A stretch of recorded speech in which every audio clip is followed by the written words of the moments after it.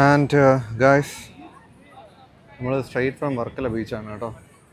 ഇന്ന് കൊഫെ പോസയെ പറ്റി സംസാരിക്കാനായിട്ട് ഇങ്ങനൊരു ഡെസ്റ്റിനേഷൻ എടുക്കാമെന്ന് വിചാരിച്ചു. കൊഫെ പോസെ അസിമഹാസീൻ, നമ്മുടെ രാജുവേട്ടൻ്റെ ഖലീഫയുടെ ട്രെയിലർ കണ്ടവർ എടുത്തെടുത്ത് കേട്ട ഒരു വാക്കായിരിക്കും കൊഫെ പോസെ. ഈ കൊഫെ പോസയെ പറ്റി കുറച്ച് കാര്യങ്ങൾ പറയാൻ വേണ്ടിയിട്ടാണ് ഞാൻ ഇന്നിപ്പം ഒരു വീഡിയോ ചെയ്യാമെന്ന് വിചാരിച്ചത്. യഥാർത്ഥത്തിൽ കടൽ കാണിച്ചുകൊണ്ട് തന്നെ കൊഫെ പോസയെ പറ്റി സംസാരിക്കണം. കാരണം യഥാർത്ഥത്തിൽ കടൽ മാർഗമുള്ള സ്മഗ്ലിങ് ഭയങ്കരമായിട്ട് രൂക്ഷമായ സമയത്ത് അതിനെ പ്രിവെൻറ്റ് ചെയ്യുന്നതിന് വേണ്ടി, അതിനെ ചെറുക്കുന്നതിന് വേണ്ടിയിട്ട് നമ്മുടെ നാട്ടിൽ കൊണ്ടുവന്ന ഒരു നിയമ സംവിധാനമാണ് കൊഫെ പോസെ. ഒരു വ്യക്തി കള്ളക്കടത്ത് നടത്തിയെന്ന് തെളിയിച്ചിട്ടില്ല, എന്നാൽ അയാൾ വീണ്ടും കള്ളക്കടത്ത് നടത്താൻ സാധ്യതയുണ്ടെന്ന് നിയമപരമായി വിലയിരുത്തപ്പെട്ട് കഴിഞ്ഞാൽ അയാളുടെ മണ്ടയിൽ നമുക്ക് കൊഫെ പോസെ ഇമ്പോസ് ചെയ്യാനായിട്ട് സാധിക്കും. അയാളെ മുൻകരുതലായിട്ട് തടങ്കലിൽ വയ്ക്കാൻ സാധിക്കും. ഓക്കെ, ഇതെല്ലാ സാഹചര്യങ്ങളിലും ഉള്ള കാര്യമല്ല, ചില സാഹചര്യങ്ങളിൽ മാത്രം കഴിയുന്ന സംവിധാനമാണ്. അപ്പോൾ ഇതിനു വേണ്ടി ഇന്ത്യയിൽ ഉപയോഗിക്കുന്ന പ്രധാന നിയമങ്ങളിലൊന്നാണ് കൊഫെ പോസെ. എന്താണ് ഈ കൊഫെ പോസെ എന്നല്ലേ? ആരെയാണ് കൊഫെ പോസെ വഴി കരുതൽ തടങ്കലിൽ വെക്കാൻ പറ്റുക? ഇതൊക്കെ നമുക്ക് നോക്കാം. ഒരു വ്യക്തിയെ എത്ര കാലം വരെ നമുക്ക് കൊഫെ പോസയിലൂടെ ഡിറ്റെയിൻ ചെയ്ത് നിർത്താനായിട്ട് സാധിക്കും? അതുപോലെ തന്നെ ഈ കൊഫെ പോസെ ചുമത്തപ്പെട്ടവർക്ക് ഈ കാപ്പ പോലെ തന്നെ ഒരു സമ്പ്രദായം, ഒരു സിസ്റ്റമാണ് കൊഫെ പോസെ എന്നൊക്കെ പറയണത്. എത്ര കാലം നമുക്ക് കൊഫെ പോസെ ചുമത്തി ഒരാളെ തടങ്കലിൽ വെക്കാനായിട്ട് സാധിക്കും? അങ്ങനെ ഒരുപാട് ചോദ്യങ്ങളുണ്ട്. ഒരുപാട് ചോദ്യങ്ങളുണ്ട്. അതല്ല ഈ വീഡിയോയിൽ ഞാൻ പറയുന്നുണ്ട്. കൊഫെ പോസെ ആക്ട്, അതായത് conservation of foreign exchange and prevention of smuggling activities act 1974 രൂപപ്പെടുന്നത്. ഓക്കെ, 1974 ഇന്ത്യയിൽ കൊണ്ടുവന്ന ഈ നിയമത്തിൻ്റെ പ്രധാന ലക്ഷ്യം രണ്ട് കാര്യങ്ങളാണ്. ഒന്ന്, ഫോറിൻ എക്സ്ചേഞ്ച് റിസോഴ്സസിനെ സംരക്ഷിക്കുക. രണ്ട്, സ്മഗ്ലിംഗ് ആക്ടിവിറ്റീസിനെ തടയുക. ഇവയിൽ ഏറ്റവും പ്രധാനപ്പെട്ട ഒരു വാക്കാണ് പ്രിവെൻറ്റീവ് ഡിറ്റൻഷൻ. അതായത് കൊഫെ പോസെ ഒരു സാധാരണ ശിക്ഷാ നിയമം മാത്രമല്ല. ഒരു വ്യക്തി ഇതിനകം ചെയ്ത കുറ്റത്തിന് ശിക്ഷ നൽകുന്നതിനേക്കാൾ വ്യത്യസ്തമായിട്ട് ഭാവിയിൽ അയാൾ ഒരു കുറ്റം ചെയ്തേക്കാമെന്ന് കരുതി അയാളെ ചില പ്രത്യേക സാഹചര്യങ്ങളിൽ മുൻകരുതൽ ഡിറ്റൻഷൻ അനുവദിക്കുന്നതാണ് ഈ കൊഫെ പോസയുടെ പ്രത്യേകത. അതായത് ഒരു തരം ചെയ്ത കുറ്റത്തിന് ശിക്ഷ എന്നുള്ളതിനെക്കാട്ടിയും ഭാവിയിൽ നിയമവിരുദ്ധ പ്രവർത്തനങ്ങൾ തടയാനുള്ള മുൻകരുതൽ നടപടി എന്നൊക്കെ പറയാം. 1970 ഇന്ത്യയിലെ ഫോറിൻ എക്സ്ചേഞ്ചുകളിൽ നിയന്ത്രണങ്ങളും ഗോൾഡ്, ഇലക്ട്രോണിക്സ്, പ്രഷ്യസ് മെറ്റൽസ് തുടങ്ങിയവ സ്മഗ്ലിങ് വലിയ പ്രശ്നമായിരുന്നു. പ്രത്യേകിച്ചും കടൽ മാർഗം വലിയ ഒരു വിഷയമായിരുന്നു ഇത്തരം സാധനങ്ങളുടെ സ്മഗ്ലിങ്. നിങ്ങൾ പല രീതിയിലുള്ള ഇത്തരത്തിലുള്ള സ്മഗ്ലിങ്ങിനെ പറ്റി ആൾറെഡി കേട്ടിട്ടുണ്ടായിരിക്കാം. ഓക്കെ, സാധാരണ ക്രിമിനൽ പ്രോസിക്യൂഷൻ മാത്രം ഉപയോഗിച്ച്, സാധാരണ നിയമ സംവിധാനം മാത്രം ഉപയോഗിച്ച് ഇത്തരം സംഘടിത പ്രവർത്തനങ്ങളെ തടയുന്നത് ബുദ്ധിമുട്ടാണെന്ന് കണ്ട സാഹചര്യത്തിലാണ് കൊഫെ പോസെ 1974 രൂപം കൊടുക്കുന്നത്. അതായത് കുറ്റം നടന്ന ശേഷം മാത്രം പ്രതികരിക്കുക എന്നതിന് പകരം നിയമവിരുദ്ധമായിട്ടുള്ള സ്മഗ്ലിംഗ് ആക്ടിവിറ്റീസിനെ തടയുന്നത് മുൻകൂട്ടി തുടരുക.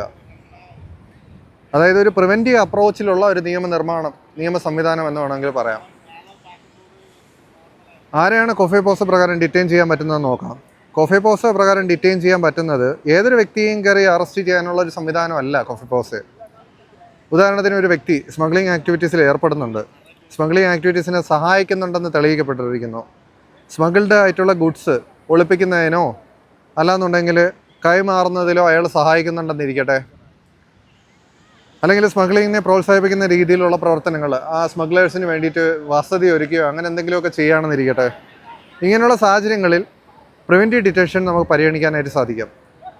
ഡിറ്റൻഷൻ ഓർഡർ എന്നത് ആ വ്യക്തി കുറ്റക്കാരനാണെന്ന് കോടതി അന്തിമമായി വിധിച്ചു എന്നല്ല അതിൻ്റെ അർത്ഥം.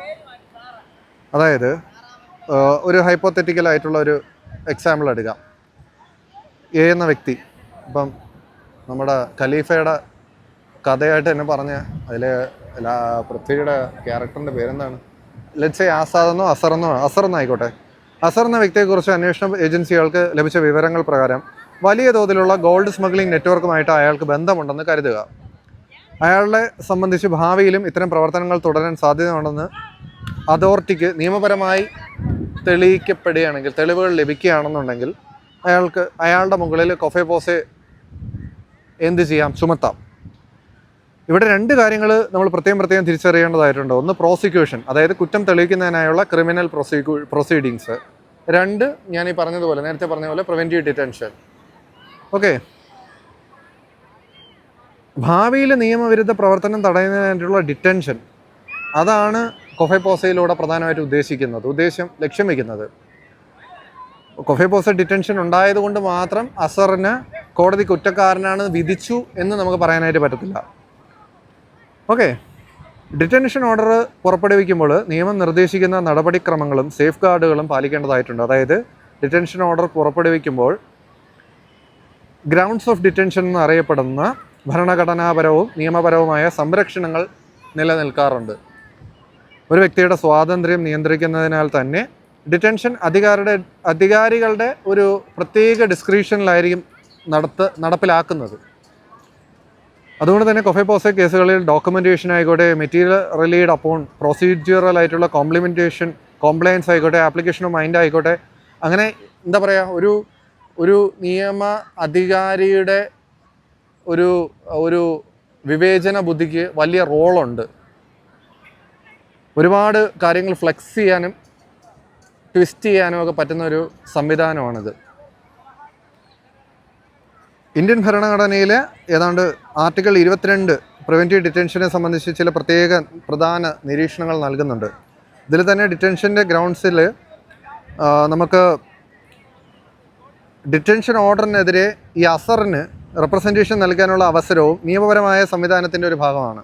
അതായത് പേഴ്സണൽ ലിബർട്ടി, നമ്മുടെ പൗരാവകാശമാണല്ലേ സ്വാതന്ത്ര്യം എന്ന് പറയുന്നത്, വ്യക്തിഗത സ്വാതന്ത്ര്യം എന്ന് പറയുന്നത്. അപ്പോൾ ആ ഒരു കാര്യം മനസ്സിൽ വെച്ചുകൊണ്ട് നമുക്ക് നമ്മുടെ വ്യക്തി സ്വാതന്ത്ര്യത്തെ ഹനിക്കാത്ത രീതിയിൽ കൊഫെപോസയുടെ കീഴിലാണെങ്കിലും ജീവിതം മുന്നോട്ട് കൊണ്ടുപോകാനുള്ള ഒരു അവകാശമുണ്ട്. അഡ്വൈസറി ബോർഡ് ഉണ്ട്. ഈ കൊഫെപോസയുമായിട്ട് ബന്ധപ്പെട്ടൊരു അഡ്വൈസറി ബോർഡുണ്ട്. അത് കോൺസ്റ്റിറ്റ്യൂഷൻ്റെ റെഫറൻസ്, ടൈം ലൈൻസ് എന്നിവയൊക്കെ സംബന്ധിച്ച് നിയമത്തിൻ്റെ പ്രത്യേക വ്യവസ്ഥകളെ പാലിക്കുന്നതിന് വേണ്ടി സൃഷ്ടിച്ചിരിക്കുന്ന ഒരു കാര്യമാണ്. കൊഫെപോസയിൽ ഏറ്റവും പ്രധാനപ്പെട്ട ഒരു ചോദ്യമാണ് എത്ര കാലം ഡിറ്റെയിൻ ചെയ്യാം. ഇതിനൊരു ഒറ്റ ഉത്തരം മാത്രം ഇല്ല. കാരണം ഡിറ്റൻഷൻ പീരീഡ് എന്ന് പറയുന്നത് നിയമവ്യവസ്ഥകൾ, detention order, statutory review, central government നടപടികൾ, അങ്ങനെ ഒരുപാട് കാര്യങ്ങളെ ആശ്രയിച്ചിരിക്കും. അതുകൊണ്ട് തന്നെ ഒരു വ്യക്തിയെ നിയമപരമായി പരിശോധനയൊന്നുമില്ലാതെ എത്ര കാലം വേണമെങ്കിലും നമുക്ക് തടങ്കലിൽ വെക്കാമെന്നുള്ളതാണ് കൊഫെപോസയുടെ കീഴിലൊക്കെ ഉള്ള സത്യസന്ധമായ കാര്യം. പക്ഷേ അവിടെയും constitutional safeguards, statutory procedures, judicial law എന്നിവയ്ക്ക് മേൽ പോകാതിരിക്കാൻ വേണ്ടിയിട്ട് വ്യക്തിക്ക് ഇതിനെതിരെ റെപ്രസെൻറ്റേഷൻ കൊടുക്കാം. ഓക്കെ, അപ്പം ഇതിനോട് അനുബന്ധിച്ച് തന്നെ FEMA എന്ന് പറഞ്ഞൊരു സാധനമുണ്ട്. കൊഫെപോസയുമായിട്ട് ബന്ധപ്പെട്ട് FEMA, അത് ഫോറിൻ എക്സ്ചേഞ്ച് മാനേജ്മെൻറ്റ് ആക്റ്റാണ്. ഇത് 1999 രൂപീകരിക്കപ്പെട്ടതെന്നാണ് എൻ്റെ ഓർമ്മ. FEMAയിൽ ഫോറിൻ എക്സ്ചേഞ്ച് മാനേജ്മെൻറ്റ്, അതായത് ഓട്ടോമാറ്റിക്കലി കൊഫെപോസ ഡിറ്റൻഷനായിട്ട് പറയാൻ കഴിയത്തില്ല. ഓരോ കേസിൻ്റെയും ഫാക്ട്സ്, സ്റ്റാറ്റ്യൂട്ടറി ആയിട്ടുള്ള റിക്വയർമെൻറ്റ്സ് എന്നിവ പരിശോധിച്ച് മാത്രമേ കൊഫെപോസയിലോട്ടാണോ FEMAയിലോട്ടാണോ എന്നൊക്കെ നമുക്ക് വേർതിരിച്ചറിയാനായിട്ട് സാധിക്കുകയുള്ളൂ. ഹൈക്കോടതിയും സുപ്രീം കോടതിയും പ്രിവെൻറ്റീവ് ഡിറ്റൻഷൻ കേസുകളിൽ ജുഡീഷ്യൽ റിവ്യൂ നടത്താനുള്ള അധികാരമുണ്ട്. അതായത് നിയമപരമായ അധികാരം, ഇങ്ങനെ കൊഫെപോസ ഈ വ്യക്തിയുടെ പേരിൽ ചുമത്തേണ്ട കാര്യമുണ്ടായിരുന്നു, ആവശ്യമായ പ്രൊസീജിയർ പാലിച്ചാണോ ഇങ്ങനെ ഒരു ഡിറ്റൻഷൻ നടത്തിയിരിക്കുന്നത്, എഫക്റ്റീവ് റെപ്രസെൻറ്റേഷൻ നടത്താനായിട്ട് ഈ വ്യക്തിക്ക് അനുമതി ലഭിച്ചിരുന്നോ, റിലവൻ്റ് ആയിട്ടുള്ള മെറ്റീരിയൽസ് എല്ലാം പോലീസും ജുഡീഷ്യൽ സിസ്റ്റവും വേണ്ട രീതിയിൽ പരിഗണിച്ചിരുന്നോ, ഡിറ്റൻഷൻ തുടരുന്നതിൽ എന്തെങ്കിലും നിയമപരമായ വീഴ്ചകളുണ്ടോ. അപ്പോൾ അങ്ങനെയുള്ള ഒരുപാട് കാര്യങ്ങളുണ്ട്. ഓക്കെ, കൊഫെപോസ വന്ന് ബെയിലെടുത്ത് പുറത്തിറങ്ങാമെന്നൊക്കെ പറയുന്നത് തെറ്റാണ് കേട്ടോ. യഥാർത്ഥത്തിൽ ഓർഡിനറി നമ്മുടെ ക്രിമിനൽ ബെയിലുമായിട്ട് ബന്ധപ്പെട്ട് ജാമ്യ വ്യവസ്ഥയുമായിട്ട് ഒരുപാട് വ്യത്യാസമുള്ള സാധനമാണ് കൊഫെപോസ എന്ന് പറയുന്നത്. കൊഫെപോസയിൽ ജുഡീഷ്യൽ റിവ്യൂ സാധ്യമാണ്, പക്ഷേ ജാമ്യ വ്യവസ്ഥയൊന്നും മറ്റേ സാധാരണ ക്രിമിനൽ കുറ്റങ്ങളിലോട് പോലെയുള്ളതല്ല കൊഫെപോസയിൽ. ഓക്കെ, കള്ളക്കടത്ത് ചെയ്യുന്നവരെ ശിക്ഷിക്കുന്നത് നിയമം എന്ന് മാത്രം പറഞ്ഞ് കൊഫെപോസയെ ചുരുക്കാനായിട്ട് സാധിക്കില്ല. കൊഫെപോസയിൽ മറ്റ് ഒരുപാട് സങ്കേതങ്ങളുണ്ട്. നിങ്ങൾക്ക് ഈ വീഡിയോ ഇഷ്ടപ്പെടുകയാണെന്നുണ്ടെങ്കിൽ കൊഫെപോസയെ പറ്റി അറിയാനും FEMAയെ പറ്റി അറിയാനും, FEMAയെ പറ്റി അറിയാനും ഒക്കെ നിങ്ങൾക്ക് ഒരുപാട് താല്പര്യം ഉണ്ടെന്നുണ്ടെങ്കിൽ അത് നിങ്ങളുടെ ക്യൂരിയോസിറ്റിയെ തൊട്ടുണർത്തുന്നുണ്ടെങ്കിൽ തീർച്ചയായിട്ടും വീഡിയോയ്ക്ക് താഴെ സബ്സ്ക്രൈബ് ചെയ്യുക, വീഡിയോയെ ലൈക്ക് ചെയ്യാനും മറക്കരുത്. രണ്ടാമതൊരു ഭാഗം കൂടെ ചെയ്യാനായിട്ട് പ്ലാനുണ്ട്. താല്പര്യമുള്ളവർ താഴെ കമൻറ്റ് ചെയ്യുക. വീഡിയോ ഇഷ്ടമായ ലൈക്ക് ചെയ്യുന്ന കാര്യം പരിഗണിക്കുക, സബ്സ്ക്രൈബ് ചെയ്യുക, അതുപോലെ തന്നെ ഷെയർ ചെയ്യുന്ന കാര്യം കൂടി പരിഗണിക്കുക. ഈ ഓണത്തിന് ഖലീഫ് കാണുന്നതിന് മുന്നോടിയായിട്ട് കൊഹെ പോസയെ പറ്റി ചെറിയ ഒരു ഐഡിയ ഇല്ലാതിരുന്നാൽ പിന്നെ എങ്ങനെ അല്ലേ? എന്തായാലും ഖലീഫയുടെ ട്രെയിലർ അടുത്തിറങ്ങി. ഒരു 1.5 ട്രെയിലറായിരുന്നു. രാജുവേട്ടനും വിശാഖേട്ടനും കൂടെ ഓണം തൂഫാനാക്കുമെന്ന് വിശ്വസിക്കുന്നു. നമുക്ക് എന്തായാലും എന്ത് സെലിബ്രേഷൻ അത്ര തന്നെ. So guys, we will see you later. Like, subscribe and share the video. Love you all. Take care. Bye bye. Signing off from you is none other than Dr. Ganesh Krishnan NT. Have a nice day.